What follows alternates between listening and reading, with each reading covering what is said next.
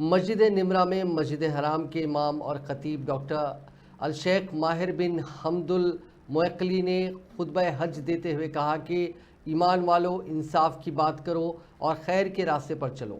قرآن کہتا ہے جو ظلم کرتا ہے اس کی پکڑ ہوگی۔ تفصیلات کے مطابق میدان عرفات میں حج کے رکن اعظم وقوف عرفہ کی ادائیگی کی جا رہی ہے۔ مسجد حرام کے امام و خطیب ڈاکٹر ماہر بن حمد نے خطبہ حج دیا۔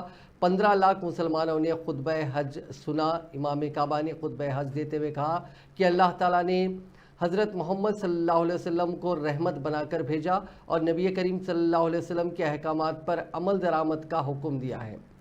شیخ ڈاکٹر ماہر بن حمد کا کہنا تھا کہ پیغمبر اسلام صلی اللہ علیہ وسلم کی عزت کرنے والوں نے فلاح پائی اور رسول اللہ صلی اللہ علیہ وسلم کی اتباع کرنے والوں نے ہمیشہ ہدایت پائی۔ اللہ فلاح کے ساتھ نجات دیتا ہے۔ خطبہ حج میں کہا گیا کہ ایمان والو انصاف کی بات کرو اور خیر کے راستے پر چلو۔ قرآن کہتا ہے جو ظلم کرتا ہے اس کی پکڑ ہوگی۔ انہوں نے مزید کہا کہ شیطان کے دھوکوں اور وسوسوں سے خود کو محفوظ رکھو۔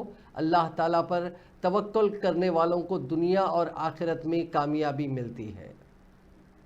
وَلِوَالِدِيكُمْ وَلِمَنْ لَهُ صِلَةٌ بِكُمْ فَمَنْ دَعَا لِأَخِيهِ بِظَهْرِ الْغَيْبِ قَالَ لَهُ الْمَلَكُ الْمُوَكَّلُ بِهِ آمين ولك بمثل وادعوا لإخواننا في فلسطين الذين مسهم الضر وتألموا من أذى عدوهم سفكا للدماء وإفسادا في البلاد ومنعا من ورود ما يحتاجون إليه من طعام ودواء وغذاء وكساء وإن من أولى من يدعى لهم من قدموا الجميل وأقدموا على فعل الإحسان ومن ذلك